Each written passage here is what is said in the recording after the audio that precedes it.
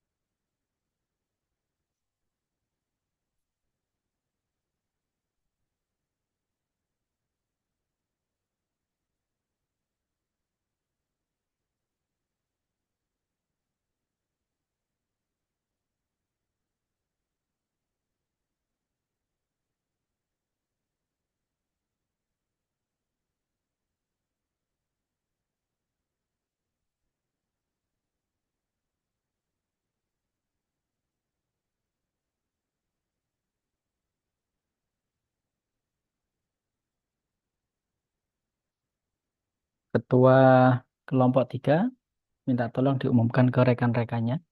Kita akan mulai jam 1 ya. Iya, Bapak. Ini share di grup.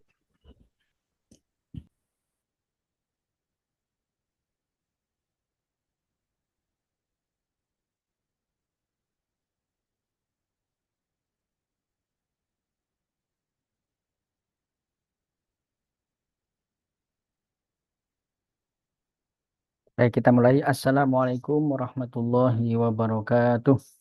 Waalaikumsalam warahmatullahi wabarakatuh. Alhamdulillah, Waalaikumsalam wassalatu warahmatullahi. wassalamu ala Sayyidina Yang Muhammad belum, Rasulullah wa ala alihi wa ashabihi wa mawalah la hawla wa la quwata illa billah. Rabbi syrah li sadri wa yassir li amri wahlul 'uqdatam min lisani yafqahu qawli amma ba'd. Ibu dan bapak-bapak yang saya hormati, saya menyebut ibu satu kali karena memang terlihat di layar saya cuma tampil satu ibu. Dan ada 4 bapak-bapak, 5 termasuk saya. Semua dalam keadaan sehat walafiat, Bapak Ibu? sehat, Bapak. Alhamdulillah sehat, Pak Alhamdulillah. Subhan. Ya, setelah sekian pekan ya, ada sekitar 2 pekan ya, Bapak Ibu. 3 pekan ya, Bapak Ibu. 3 apa 2? 3 pekan ya, Bapak Ibu. Ya, tiga. 2 pekan ya. 2 apa 3? Ya, hitungannya hitungan hari efektif ya. Kurang lebih 2 pekan Bapak Ibu mengikuti agenda, pembelajaran agenda, mulai agenda 1, agenda 2, dan agenda 3 dengan berbagai macam tugasnya dapat dilaksanakan dengan baik Bapak Ibu.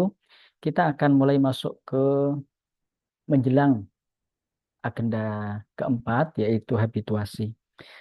Karena kita akan masuk ke agenda keempat, perlu kiranya kita lakukan coaching agenda 1, 2, 3 dalam satu sesi. Jadi tujuannya adalah untuk mereview kembali pemahaman Bapak Ibu, wawasan kita, wawasan Bapak Ibu mengenai agenda-agenda yang sudah Bapak Ibu perdalam.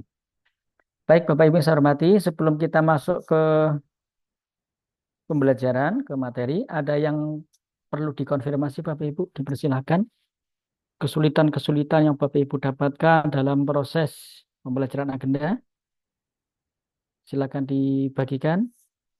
Mari kita respon bersama. Silakan Bapak Ibu. Kalau ada yang ingin berbagi, perlu konfirmasi. Monggo.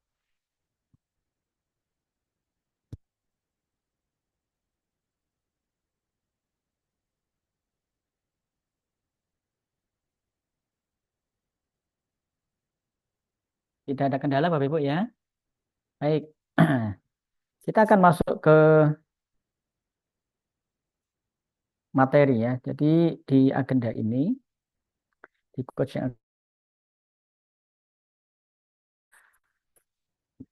materi-materi di setiap. Jadi mengalami mental sejak tahun 2017. pelatihan pelatihan NS itu mengalami perubahan-perubahan yang sangat dinamis. Lama 10 hari.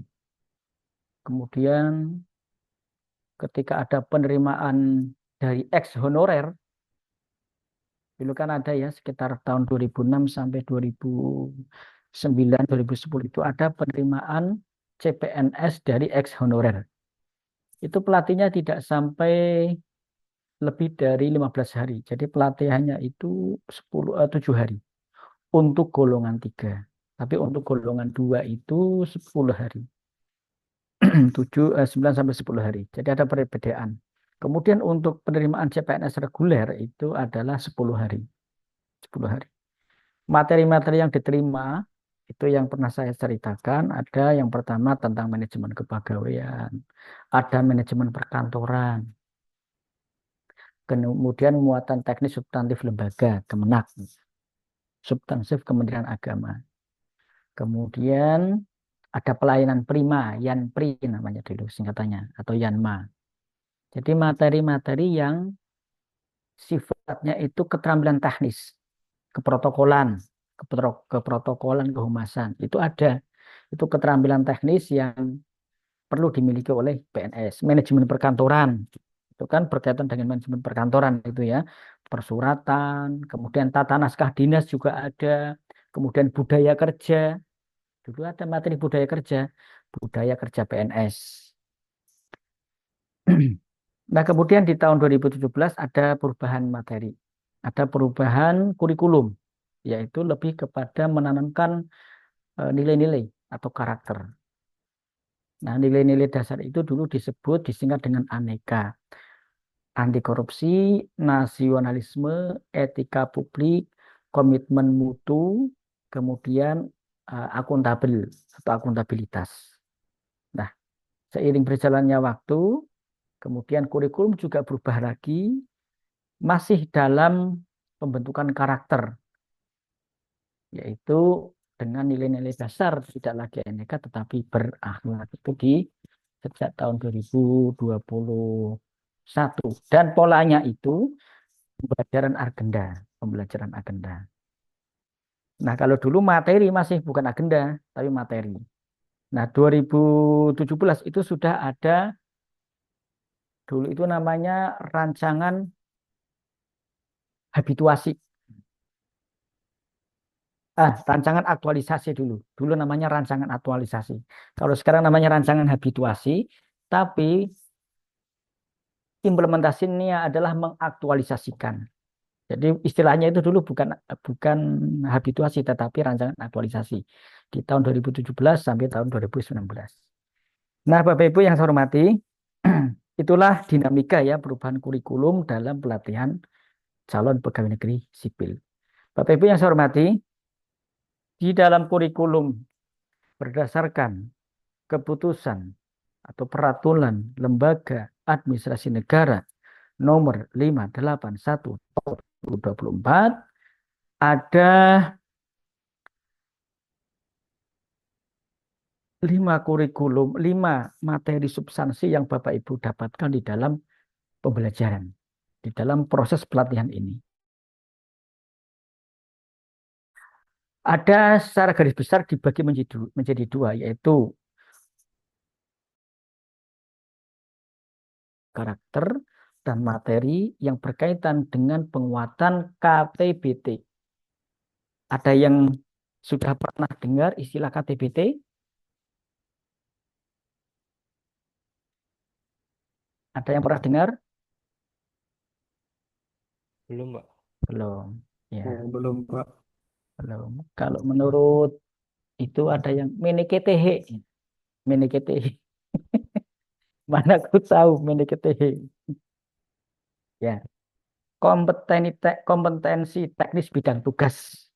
Kompetensi teknis bidang tugas. Bidang tugas sesuai dengan jabatan masing-masing.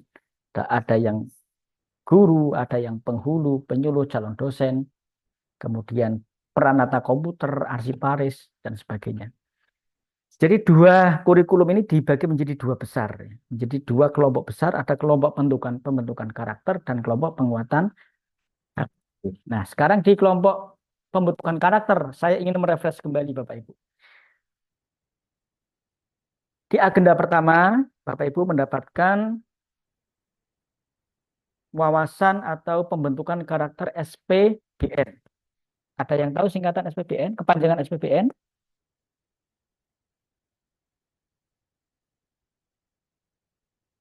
Ya, beda dengan SPBE ya. SPBN itu bukan SPBU ya, bukan SPBU. Beda jelas bukan SPBU. Yaitu sikap dan perilaku bela negara. Nah, di dalam materi atau sikap dan perilaku bela negara ini atau dikenal dengan di agenda 1 ini Bapak Ibu.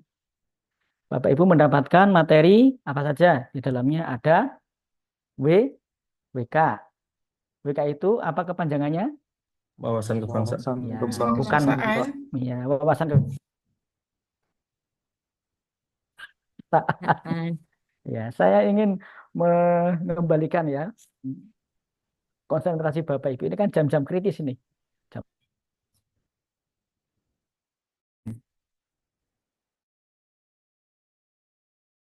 Nilai-nilai bela negara. Kemudian ada AIK, Analisis isu kontemporer. analisis isu kontemporer. Kemudian ada KBN, Kesiapsiagaan. Kesiapsiagaan bela negara. bukan kantor berita nasional, bukan ya. Ya. Nah, itu didapatkan di agenda 1.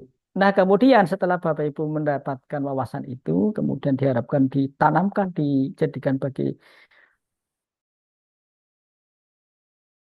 ya, kebangsaan, tentang kenegaraan. Lalu Bapak Ibu masuk ke agenda 2, yaitu NND PNS. Apa kepanjangan?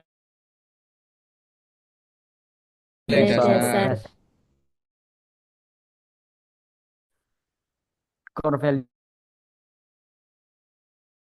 Akhlak. akhlak. Dan employee branding PNS bangga melayani bangsa. Bangsa. Nah, itu agenda 2. Nah, kemudian masuk ke agenda 3, yaitu K dan PPNS. Apa itu? K dan PPNS? Kedudukan dan peran PNS. Kedudukan dan peran Dan peran PNS PNS. untuk mendukung terwujudnya smart. Bapak Ibu di 1 manajemen PNS, apa yang dibahas Bapak Ibu? Membahas mengenai perencanaan, pengembangan SDM, Ya, dan kompetensi SDM. kompetensi SDM juga terkait dengan hak kewajiban ya. Nah, Bapak Ibu membaca PP nomor 17 tahun 2020. Pernah mendengar Bapak Ibu? PP nomor 17 tahun 2020. Nah, saya sarankan Bapak Ibu baca PP nomor 17 tahun 2020, yaitu tentang manajemen PNS. Undang-undangnya Undang-Undang nomor 23, nomor 20 tahun 2023. Kemudian itu tentang Undang-Undang ASN ya. Kemudian manajemen PNS-nya ada di Peraturan Pemerintah nomor 17 tahun 2020 tentang manajemen PNS. Perdalam peraturan itu karena disitulah Bapak Ibu berkaitan dengan karir panjenengan ya.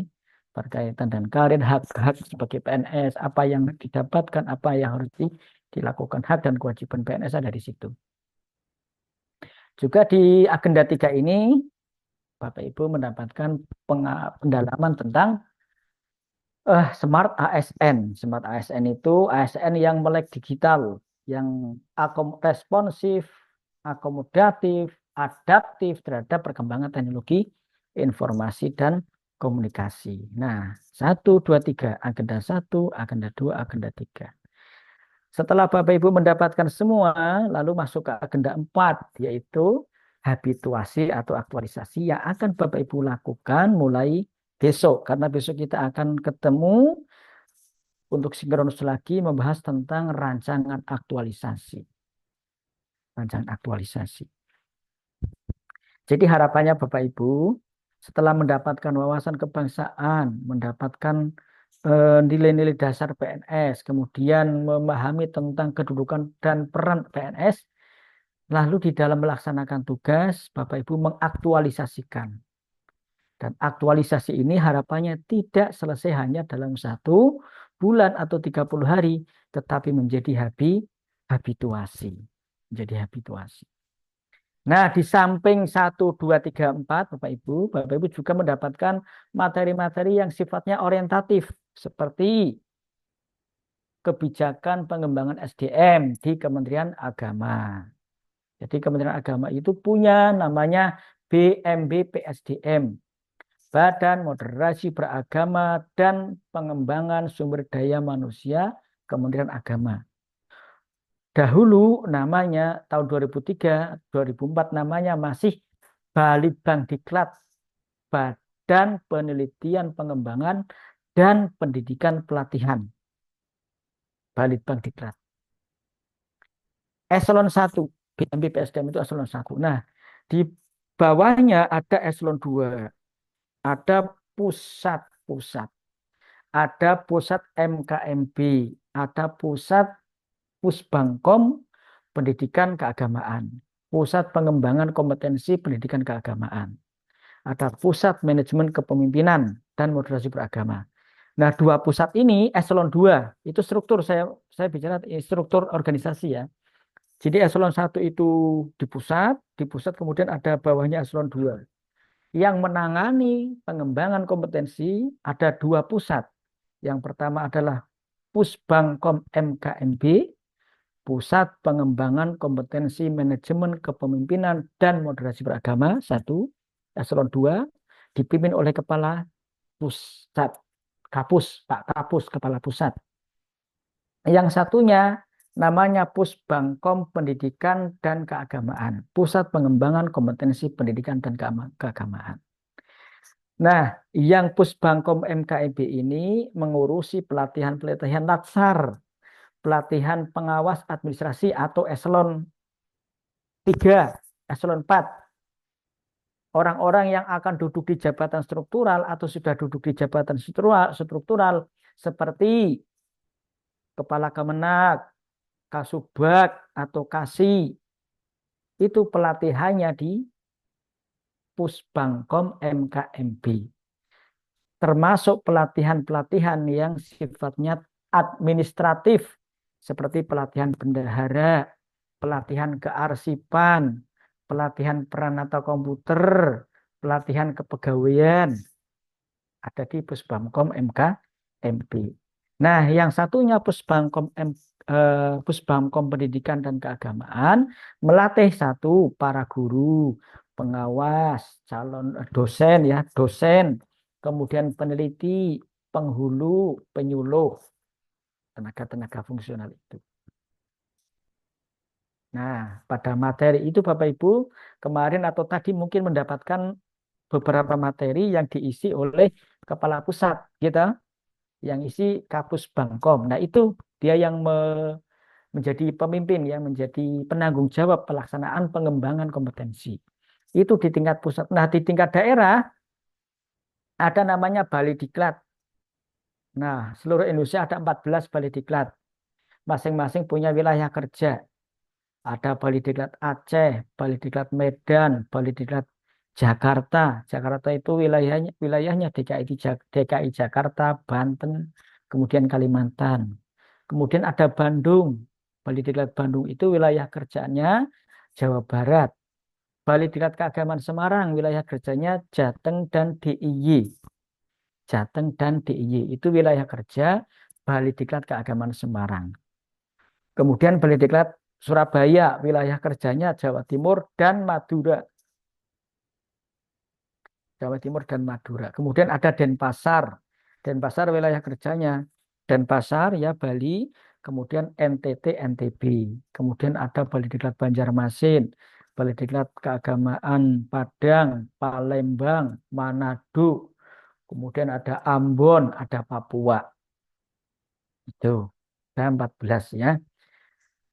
Nah, itu lembaga penyelenggara pengembangan kompetensi yang merupakan bagian dari kebijakan pengembangan sumber daya manusia di Kementerian Agama.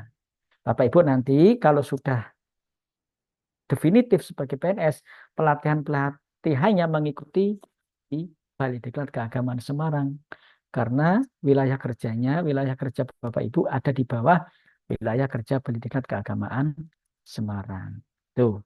Kemudian Bapak Ibu di materi orientasi ini ya, ada dinamika kelompok, ada materi teknis substantif lembaga MTSL. Ya. Kemudian ada overview dan review. Nah, kemudian ada penguatan KTBT kompetensi teknis bidang tugas terkait dengan administratif, kemudian substantif. Ini bisa didapatkan pada saat Bapak Ibu sudah mendapatkan belum ini Bapak Ibu? KTBT. Belum sepertinya Pak. Gimana Pak? Sepertinya belum Pak. Ya, belum. Ini bisa didapatkan pada saat Bapak Ibu ada di satuan kerja melalui mentoring itu. Melalui mentoring. Oke. Nah, Bapak Ibu, kurikulum ini ya, kurikulum yang dibangun ini Bapak Ibu, tujuannya adalah untuk membentuk kompetensi yang pertama menunjukkan SPBN, sikap dan perilaku bela negara, mengaktualisasikan nilai-nilai dasar PNS, mengaktualisasikan kedudukan dan peran PNS, serta menunjukkan kompetensi teknis bidang tugas. Itu. Mengapa Bapak Ibu, mengapa fungsi kompetensi ini perlu dibangun? Kompetensi 1, 2, 3, 4 ini perlu dibangun. Ingat, kita sebagai ASN punya fungsi yang pertama melaksanakan kebijakan publik, kemudian sebagai pelayan publik, perekat dan pemersatu bangsa. Nah, setelah itu pada akhirnya Bapak Ibu akan menjadi PNS profesional sesuai bidang tugas yang dimiliki serta berkarakter pelayanan atau melayani masyarakat berdasarkan core value ASN. Inilah kurikulum, kompetensi, dan sasaran pelatihan dasar CPNS.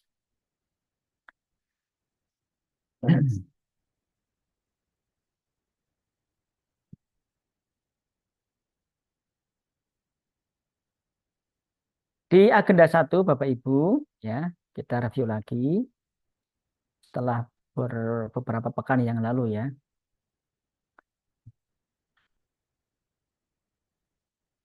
Halo, cepat saya dengar buatan Bapak Ibu. Gitu, iya Pak, dengar Pak. Ya, Dengar, Pak. kita review kembali ya. Di agenda 1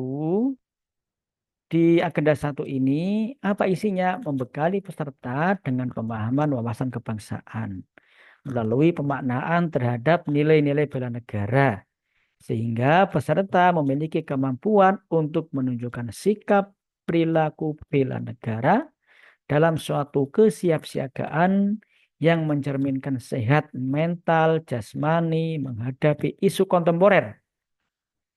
Sehat jasmani dan mental menghadapi isu kontemporer dalam menjalankan tugas jabatan sebagai PNS profesional pelayan masyarakat. Nah, Bapak Ibu, karena di sini dibutuhkan ya untuk menghadapi isu kontemporer itu dibutuhkan kesehatan jasmani dan mental, maka Bapak Ibu sebagai PNS jaga betul kesehatan jasmani, jaga betul ya kesehatan jasmani dan mental. Untuk menjaga kesehatan jasmani, Bapak Ibu, ada banyak cara. Jaga pola makan, pola tidur, tidak mengkonsumsi makanan-makanan yang tidak sehat. Jauhi asap atau rokok ya, jauhi rokok. Pola hidup sehat itu yang menjadikan sehat jasmani. Minumnya ndak usah yang aneh-aneh. Kopi, teh, air putih udah bagus atau jus ya. Itu. Nanti Bapak Ibu kalau sudah usia 40 tahun itu sudah mulai terasa ini tubuh ini. Sudah mulai ada warning apa yang gangguan-gangguan apa yang atau yang merasa tidak nyaman. Ada yang bilang begini, kalau Anda memakan sesuatu rasa begitu terasa ekstrim, maka jauhi. Contoh, memakan asin kok rasanya asin sekali. Memakan manis kok rasanya manis sekali. Padahal nggak banyak. Makan apa? Asin, manis, asam ya misalnya. Ya kok asam mana asam banget. Mulai dikurangi. Itu tanda warning tubuh. Warning atau tanda-tanda tubuh sudah tidak lagi mau menerima yang terlalu manis, yang terlalu asin. Itu supaya apa? Tubuh kita itu sehat. Tubuh kita sehat. Kemudian mental, supaya mental sehat diantaranya Bapak Ibu. Pikiran ini, terutama dari pikiran. Kalau pikirannya itu iri, gampang iri. Kemudian yang kedua itu gampang protes atau bikin gaduh. Itu tidak sehat mentalnya. Mentalnya tidak sehat. Orang itu kadang gini, kecuali orang normal ya. Orang normal itu gini. Gampang ketika orang normal itu ngomong das bet, itu nanti dia akan berpikir, saya tadi ngomong ini benar atau tidak? Salah atau tidak? Tapi kalau orang bermasalah secara mental, secara pikiran, setelah ngomong ya, itu sudah tidak peduli omongannya itu menyakiti orang atau tidak dan sebagainya. Maka Bapak Ibu di tempat kerja kita jaga betul omongan kita. Kita jaga betul sikap kita. Kadang diam itu kadang ya saya betul-betul merasakan.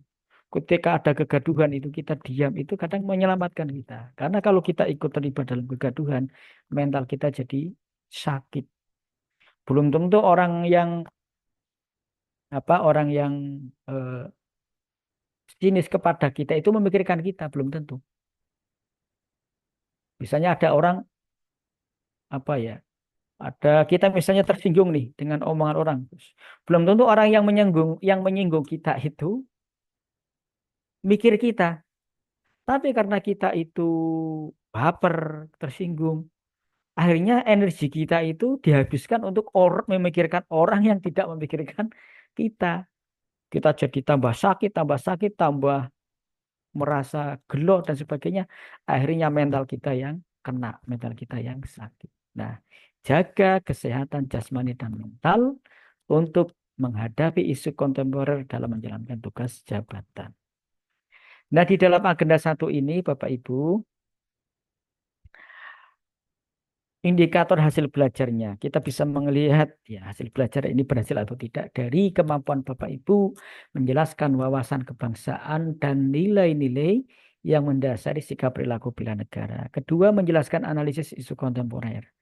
Kemudian yang ketiga, melakukan praktik yang mencerminkan kesiapsiagaan fisik dan mental dalam suatu kegiatan yang melatih kedisiplinan, kepemimpinan, kerjasama, dan prakarsa.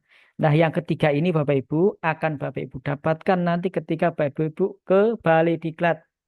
Ada waktu 1 hari untuk melatih ya kedisiplinan, kepemimpinan, kerjasama.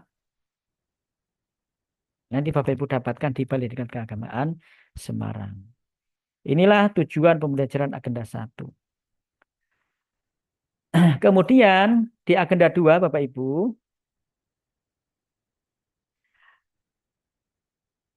agenda 2 memberikan dan membekali peserta dengan menginternalisasi nilai-nilai dasar ASN yang dibutuhkan dalam menjalankan tugas jabatan PNS secara profesional sebagai pelayan masyarakat yang meliputi kemampuan untuk 1. Memberikan pelayanan prima demi kepuasan.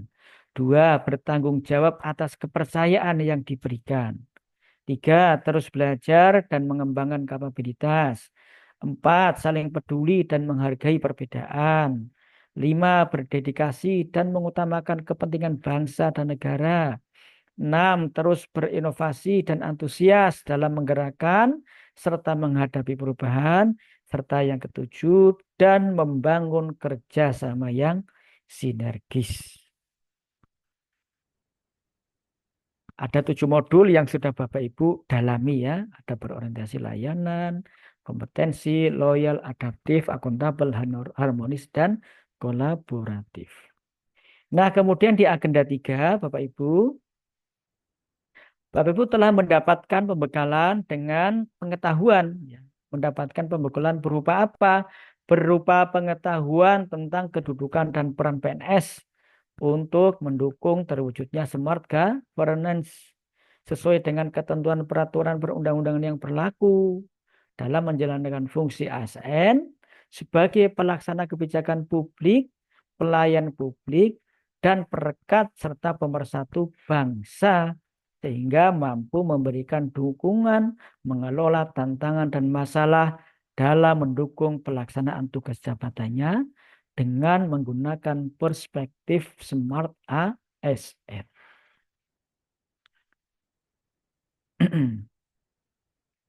Nah, Bapak Ibu di modul Smart ASN ya, ada literasi digital. Nih. Kemudian juga ada pilar digital, ada 2 hal besar yang Bapak Ibu bahas ya di dalam modul Smart ASN.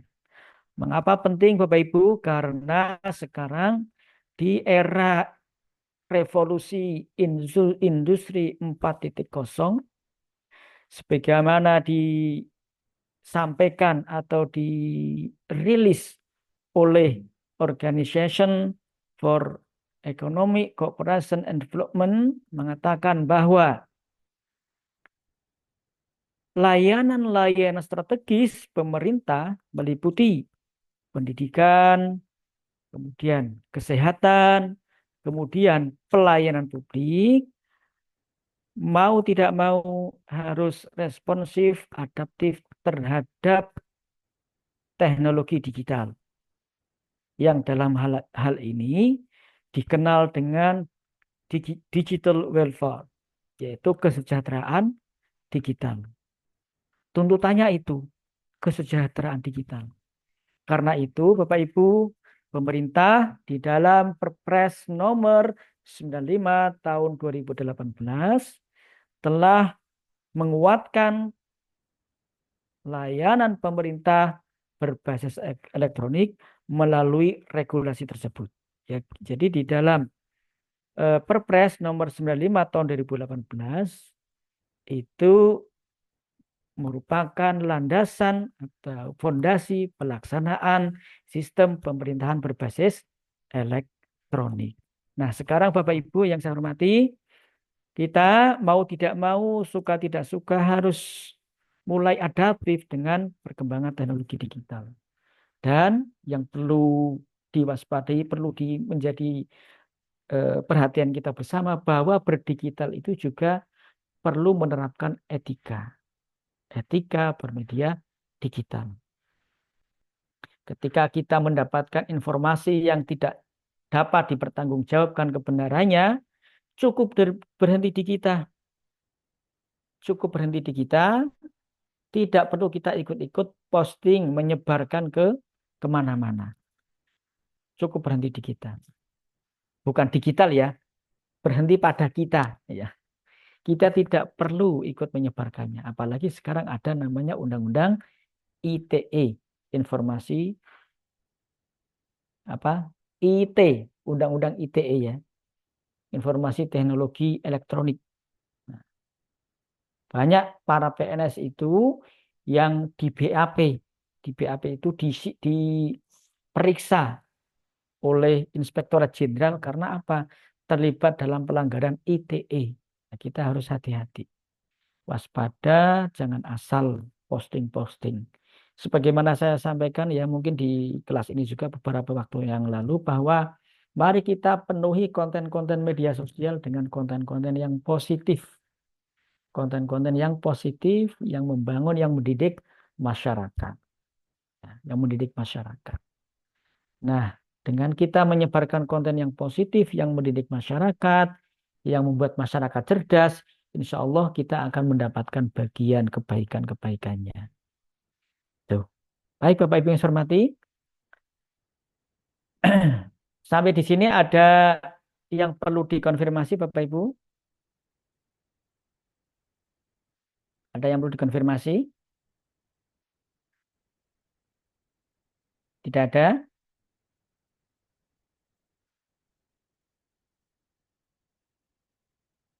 Oke, Sementara ini belum ada, Pak. belum ada ya. Baik. Nah, Bapak Ibu, di agenda 4 ya, kita akan sudah masuk di agenda 4 nih. Akan masuk di agenda 4.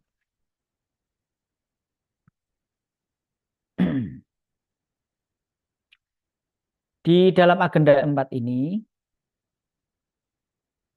ditujukan untuk memfasilitasi peserta melakukan proses aktualisasi substansi mapel agenda 2 dan agenda 3 di tempat kerja melalui pembiasaan diri terhadap kompetensi yang telah diperolehnya melalui berbagai mata pelatihan yang dipelajari.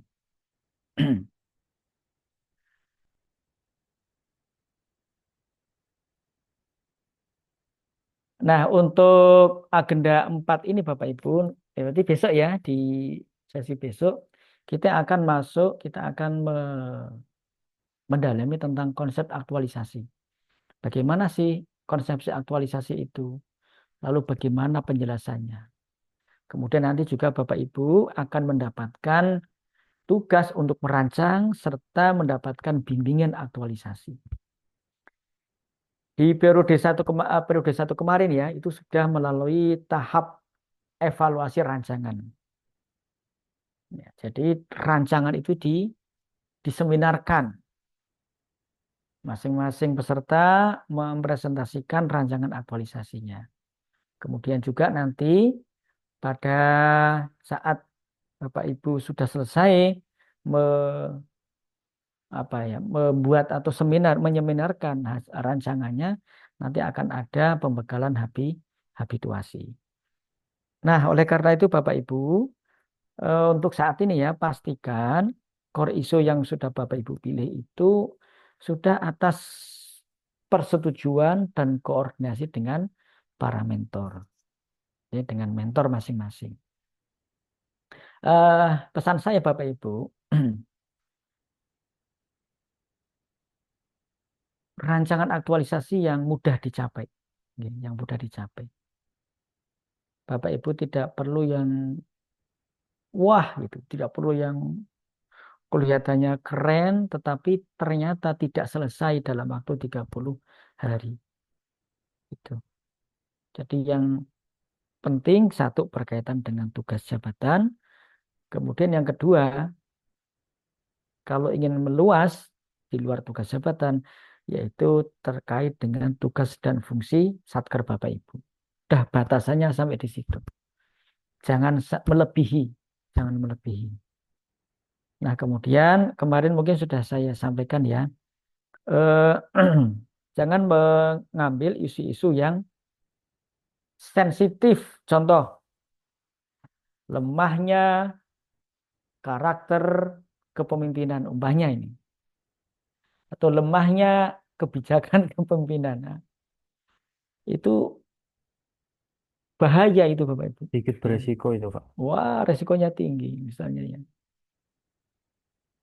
Bapak Ibu nanti akan ditanya itu terus. Mana bagian mana yang lemah? Akan ditanya bagian lemah. Jadi baru datang sudah udal-udal. Wah, itu akan jadi resiko. Ingat Bapak Ibu bahwa di kantor itu ada problematika yang kadang itu pimpinan itu tidak bisa banyak mengambil sikap. Meskipun dari bawah itu ya, dari bawah itu kadang kita kan begini, wah masa gitu saja nggak bisa. Kadang seperti itu. Tapi pimpinan itu di atasnya masih ada pimpinan lagi. Jadi kadang pimpinan itu tidak bisa mengambil sikap bukan karena tidak mau atau tidak mampu. Tetapi ada kebijakan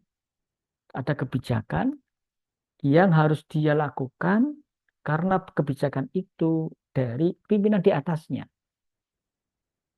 dari pimpinan di atasnya. Itu. Maka kalau kita akan masuk itu ya nggak usah masukkan hal yang ya di luar apa, yang beresiko ya, yang beresiko ya dan sensitif. Kemudian yang kedua, hindari isu-isu yang melewati batas kewenangan. Batas kewenangan. Kemarin saya contohkan misalnya ada SOP, pembuatan SOP. Itu bukan kewenangan kita, bukan kewenangan Bapak Ibu.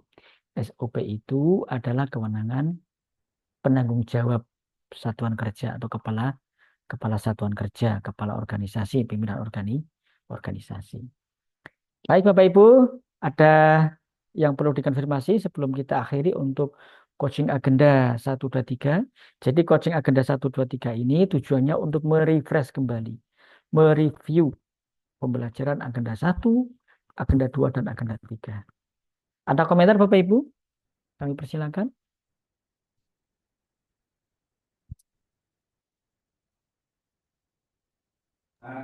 Pak izin bertanya. Ya, silakan. Sebetulnya Pak. mohon maaf keluar dari topik untuk Ya. pembahasan kemarin sebelumnya. Core isu saya itu eh, kurang optimalnya penyampaian informasi adanya konsultasi pernikahan di KUA menggunakan media sosial, Pak.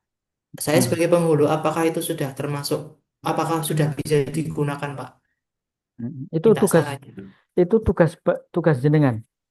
Nggih. Ya, berarti kan kurang optimal, panjenengan punya alat untuk mengoptimalkan. Apa alatnya? Gagasannya apa untuk mengoptimalkan? Menggunakan sosial media yang sekarang ini, Pak, sering digunakan oleh masyarakat. Ya, Instagram. coba rumusannya gimana? Jenengan punya isu gimana? Kurang optimalnya penyampaian informasi adanya konsultasi permasalahan pernikahan di KUA, Pak. Kurang. Ingin menyebarkan informasi kalau di KUA itu ada konsultasi pernikahan, permasalahan Oh pernikahan gitu. seperti itu. Oh, Nggih. jadi layanan itu ya, di KUA punya layanan konsultasi pernikahan. Nggih, tapi Oh, masyarakat tapi kurang tahu. masyarakat belum tahu. Nggih, Panjenengan kurang punya tahu. gagasan, ingin menginformasikan Nggih, supaya masyarakat memiliki wawasan atau masyarakat tahu bahwa di KUA itu ada layanan ini loh, gitu kan? nggih, nggih, Pak. Dan Bisa itu gratis. Pak masuk, G. Oh, nggih. G masuk. Terima kasih, Pak. G. Ada lagi silakan.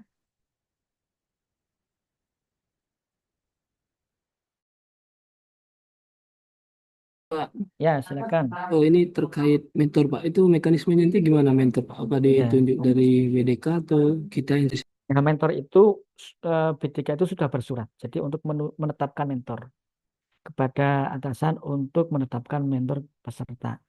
Mentor bisa langsung kepala kantor atau kalau kepala kantor mendelegasikan kepada pegawai itu boleh, itu bisa. Jadi yang penting ada delegasi. Maka ketika kemarin ya ada eh, seminar kemarin itu ada peserta yang mentornya itu adalah PNS atau bukan jabatan tetapi dia sudah definitif. Misalnya analis kebijakan, dia mendapat delegasi sebagai mentor dari pimpinannya untuk mementori peserta yang sedang mengikuti latsar. Jadi Bali Deklat itu sudah, Pak. Sudah. Panjenengan belum tahu mentor jenengan siapa. belum tahu Pak? Nah, jenengan tanyakan. Oke, Jenengan Pak. tanyakan kepada eh, kepala kantor ya. Pak, mohon maaf ini saya sudah mau masuk ke rancangan aktualisasi. Dan kami membutuhkan di dalam rancangan aktualisasi membutuhkan bimbingan mentor. Mentornya kira-kira siapa Pak ya? Misalnya kalau kepalanya, nanti mentornya saya. Wah, terima kasih Pak. Misalnya kepalanya. Ada yang mentornya langsung kepala madrasah juga ada. Itu ya. Itu Pak Afrawal ya. Baik Ya, Bapak, terima jenengan kasih. proaktif menanyakan, jenengan proaktif kan dari Balai Diklat secara surat sudah menyampaikan ke satuan kerja peserta, ke masing-masing satuan kerja peserta. Baik Bapak. Oke. Ada lagi yang perlu dikonfirmasi Bapak Ibu?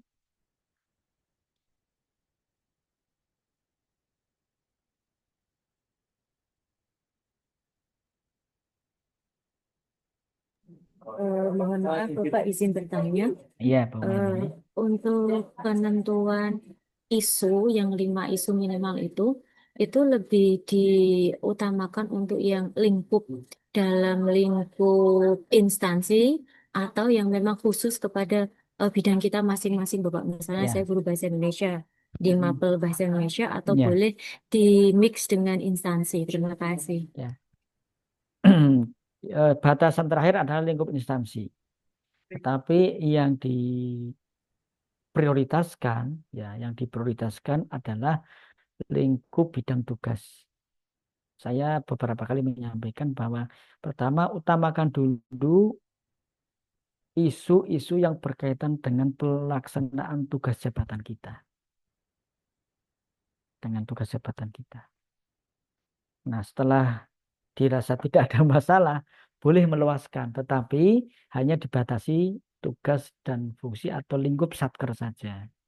Oke, hanya lingkup satker. Itu Bu Melina bisa dipahami ya. Halo Bu Melina, kok berhenti? Halo, bisa dipahami Bu ya? Sampun Bapak, terima kasih. Oke, baik. Ada lagi? Disampun. Berarti itu nanti dikaitkan dulu dengan profesi kita, bidang kita masing-masing. Jika Betul. memang tidak ada masalah, agak Ya, meluas ke instansi satker kita. Ya Pak, betul. terima Ya, kasih. ya. Nah, kalau misalnya nih, kalau saya misalnya Widya Suara nih, calon Widya Suara. Eh, Berkaitan dengan tugas Widya Suara itu kan banyak nih. Misalnya terkait dengan peningkatan kompetensi atau model peningkatan kompetensi untuk meningkatkan kompetensi. Nah, datanya dari mana? Misalnya nih, saya melihat dari hasil penilaian peserta, dari hasil penilaian peserta. Itu saya jadikan dasar, misalnya nih ada beberapa Widya Suara yang nilai penilaian dari peserta kok rendah. Misalnya dari kompetensi substansi. Nah, maka bagian ini harus ditingkatkan. Nah, saya punya gagasan untuk meningkatkan Widya Suara dengan kegiatan suatu kegiatan. Tapi ini ya, ini bisa bisa ini Bapak Ibu. Karena ini kan berkaitan dengan Widya Suara yang lain. Itu nanti bisa jangan diambil karena apa? Nanti Bapak Ibu resikonya apa? Menganggap pegawai sejawat dengan Bapak Ibu itu kompetensinya rendah. Iya, gitu. Jangan ngambil itu. Saya tadi mencontohkan, sebetulnya ada masalah itu. Tetapi ketika mau saya angkat, meskipun datanya ada, saya harus berhadapan dengan teman sejawat saya. Meskipun data saya bisa dipertanggungjawabkan. Ini loh berdasarkan penilaian peserta nilainya rendah. Berarti perlu ditingkatkan. Nah, bisa jadi itu akan menimbulkan ini kesalahpahaman. Nah, yang seperti itu hindari. Yang seperti itu hindari. Nggih. Maka dari itu Bapak Ibu, fokusnya adalah untuk panjenengan dulu. Panjenengan sendiri. Panjenengan sendiri. Saya sebab pernah ya, tapi ini bukan di Latsar ya. Bukan di Latsar itu. Jadi saya melihat ada data penilaian untuk dari peserta untuk bidak suara di bagian ini. Nah, berdasarkan kajian nilainya itu kurang apa masih perlu ditingkatkan. Saya punya gagasan untuk ada namanya sit-in program, sit-in program. Saya buat jadi karya tulis ilmiah di situ. Itu bisa. Tapi kalau yang saat ini sebisa mungkin hindari yang berkaitan dengan peningkatan kompetensi teman sejawat. Nggih. Dari itu. Tetapi lebih langsung ke masyarakat ya. Kalau bisa kaitannya dengan layanan masyarakat. Kalau guru berarti kaitannya dengan siswa. Bagaimana supaya cara mengajar saya itu bagus untuk mapel ini? Wah, saya punya gagasan ini. Sehingga harapannya minat atau motivasi murid dapat meningkat. Gitu. Jadi untuk panjenengan, ya. Oke. Ada yang sulit dipahami enggak dari yang saya sampaikan ini? Udah ya? Oke. Untuk diri masyarakat. Kemudian kalau mau diperluas adalah tugas dan fungsi. Tuh. Oke, ada lagi? Satu lagi mungkin yang perlu dikonfirmasi.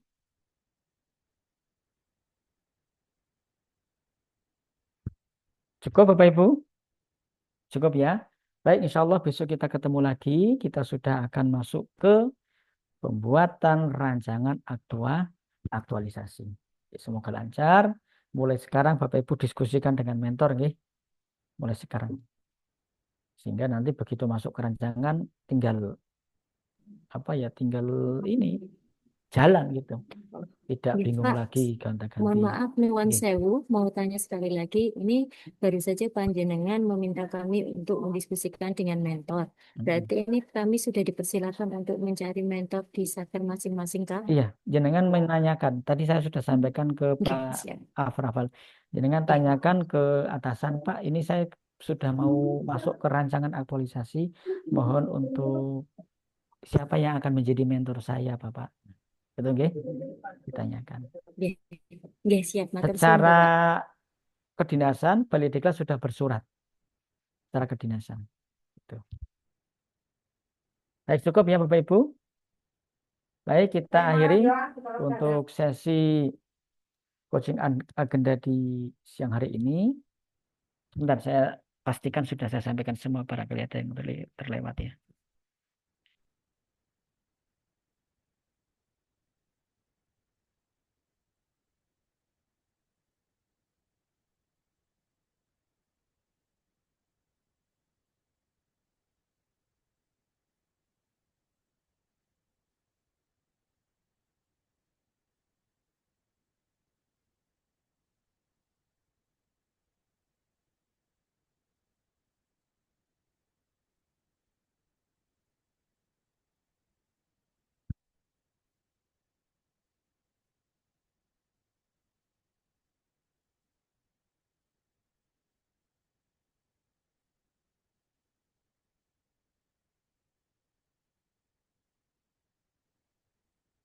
Oke Bapak Ibu, saya kira cukup.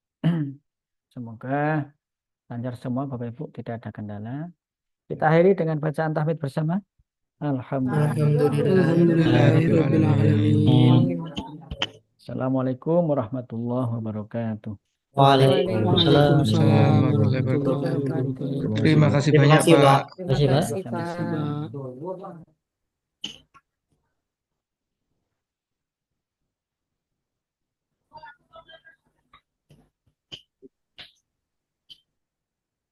Ini berarti kembali ke main room atau bisa live, Pak?